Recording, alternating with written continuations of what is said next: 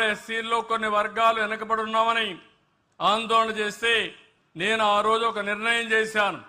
ఎస్సీస్లో కూడా వర్గీకరణ చేయాలి, ఏబిసిడి కేటగరైజేషన్ చేయాలని 30 ఏళ్లకు మునిపే నిర్ణయించాను.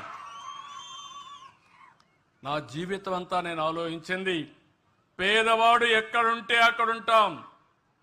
దీనికి స్ఫూర్తి ఎన్టీఆర్. సమాజమే దేవాలయం, పేదవాళ్లే దేవుళ్ళని చెప్పిన ఏకైక వ్యక్తి నందమూరి తారక రామారావు గారు. ఆ స్ఫూర్తితోనే నేను పనిచేస్తున్నా. నేను ఇంకొక అడుగు ముందుకేశాను, అదే P4 జీరో పావర్టీ.